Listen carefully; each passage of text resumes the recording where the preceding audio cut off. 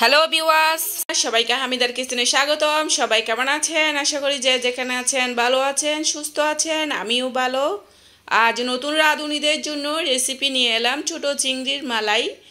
চিংড়ি মালাই কারিটা দেখতে যত সুন্দর হয়েছে, খেতে খুবই মজা হয়েছে। অবশ্যই আপনাদেরকে সহজভাবে দেখানোর চেষ্টা করছি।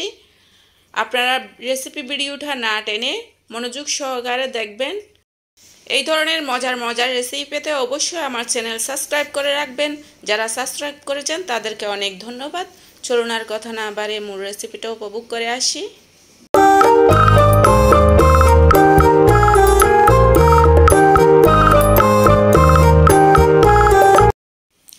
সুপ্রিয় দর্শক, আমি শুরুতে এখানে 500 গ্রামের মতো ছোট চিংড়ি মাছ নিয়েছি। চিংড়ি মাছগুলো আমি একটা চাকু দিয়ে ভালো করে উপরের অংশ পরিষ্কার করে নিতেছি। আপনারা প্রতিটা স্টেপ টু স্টেপ মনোযোগ সহকারে দেখবেন। অনেকে চিংড়ি মাছ আমরা যারা রেস্টুরেন্ট কিংবা অন্যান্য জায়গায় আমরা খেতে যাই, কিন্তু আমাদের একটা সন্দেহ থেকে যায়, যারা মানে চিংড়ি মাছটা পরিষ্কার করার একটা সঠিক নিয়ম জানে। আর যারা জানে না, অবশ্যই তারা আমরা খেয়ে নিই। পরিষ্কার পরিচ্ছন্ন করে খেলে যে কোনো জিনিস আমাদের মানবদেহের জন্য ভালো এবং দেখতেও খুবই আমেজ লাগে। চিংড়ির মাঝখানে যে একটা রক আছে, রকটা আমি একটা টুথপিকের মাধ্যম দিয়ে পরিষ্কার করে তুলে নিতেছি। অবশ্যই অনেকে আবার চিংড়ি মাছের উপর দিয়ে কেচি দিয়ে কেটে ওই রকটা বের করে। আমি যেহেতু এগুলো ছোট চিংড়ি, সেজন্য আমি না কেটে টুথপিকের মাধ্যমে নিয়ে নিচ্ছি। মাথায় যে একটা ময়লার বস্তা আছে, ওই ময়লাটাও এভাবে টুথপিকের সাহায্যে নিয়ে নিচ্ছি। অল্প লবণ দিয়ে হালকা মেখে আমি এগুলো ভালো করে ধুয়ে নেব। এবার চিংড়ি মাছের মাথায় যে একটা শক্ত আবরণ আছে, ওই জিনিসটা আমি হাতে এভাবে করে সবগুলো নিয়ে নিব। নেওয়ার পর আর ধুবো না, অল্প লবণ আর অল্প হলুদ দিয়ে মেখে নিয়েছি। এখানে আমি যা যা উপকরণ দিয়ে চিংড়ি মাছের মালাই কারিটা রেডি করব তা আমি আপনাদেরকে দেখিয়ে দিতেছি। চুলায় একটা ফ্রাই প্যান বসিয়ে দিয়েছি, ওখানে অল্প তেল গরম করে নিয়েছি। এখন আমি চিংড়ি মাছগুলো দিয়ে দিতেছি। দেওয়ার পর আমি হালকা নেড়ে ছেড়ে মিডিয়াম তাপে ভেজে নিব। চিংড়ি মাছগুলো তেমন একটা মসমসে করব না, সেজন্য আমি চামচ দিয়ে প্রতিটা মাছগুলো এভাবে একাকিত করে এক পাট করে ভেজে নিতেছি। চিংড়ি মাছ এক পাট ভাজা হয়ে গেছে, অন্য পাটও ভেজে নিতেছি এভাবে চামচ দিয়ে উল্টে পাল্টে। অবশ্যই চিংড়ি মাছে হালকা লবণ আর হলুদ দিয়ে মেখে যদি এভাবে ভাজাভাজি করেন, চিংড়ি মাছের কালারটা খুবই সুন্দর আসে। মিডিয়াম তাপে ভাজাভাজি করবেন, অতিরিক্ত তাপমাত্রা বাড়ায় দিবেন না চুলায়। আমার চিংড়ি মাছের মালাই কারির জন্য চিংড়ি মাছগুলো ভাজা হয়ে গেছে। এখন আমি চুলায় অন্য একটা ফ্রাই প্যান তুলে দিয়েছি, ওখানে পরিমাণ মতো তেল দিতেছি, সয়াবিন তেল।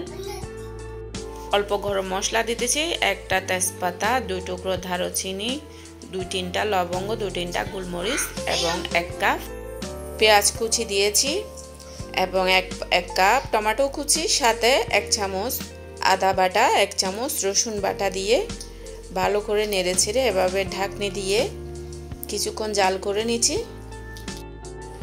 টমেটো আর পেঁয়াজ রসুনগুলো প্রায় কষে গেছে। এখন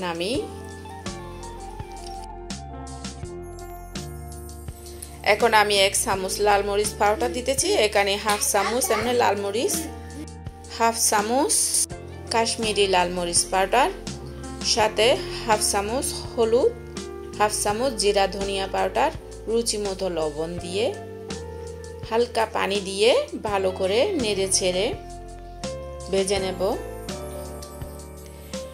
টমেটোর কালারটা আর কাশ্মীরি লাল মরিচের কালারটা একসাথে অ্যাডজাস্ট হওয়ার কারণে মরিচ মশলার কালার খুবই লাল দেখা যাচ্ছে। হালকা এভাবে নেড়ে ছেড়ে ভেজে নেওয়ার পর আমি ঢাকনি দিয়ে মিডিয়াম তাপে কিছুক্ষণ জাল করে নিব, যাতে মরিচ মশলার একটা ঝাঁঝালো ঘ্রাণ থাকে ওটা চলে যায়।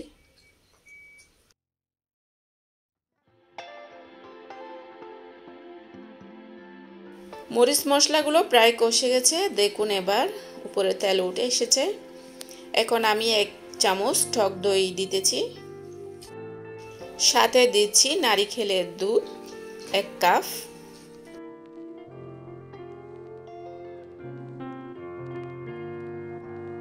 নারিকেলের দুধ দেওয়ার পর এভাবে ভালো করে নেড়ে চেড়ে দিয়ে হালকা ভেজে নেব এবং ঢাকনি দিয়ে কিছুক্ষণ জাল করে নিব। দেখুন তাও কষে গেছে। এখন আমি ভাজা করা যেই চিংড়ি মাছ ছিল, চিংড়ি মাছগুলো এখানে দিয়ে দিলাম। আমি 7-8টার মতো কাঁচামরিচ দিয়েছি। এরকম আস্ত কাঁচামরিচ দিলে দেখতে খুবই একটা সুন্দর লাগে। কাঁচামরিচগুলো দেওয়ার পর আমি হালকা জাল করে নিয়েছিলাম ঢাকনি দিয়ে। এখন অল্প গরম পানি গরম করে অ্যাড করে দিতেছি চিংড়ি মালাইকারিতে। ভালো করে সিদ্ধ হওয়ার জন্য আমি হাই হিটে জাল করে নেব ঢাকনি দিয়ে।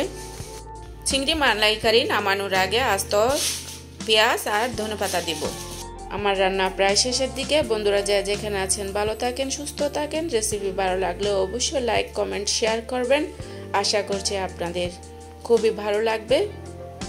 চুলা অফ করে দিলাম। সবাইকে আগামী রেসিপি দেখার আমন্ত্রণ জানিয়ে আজকের মতো এখানে শেষ করছি। সবাইকে ধন্যবাদ।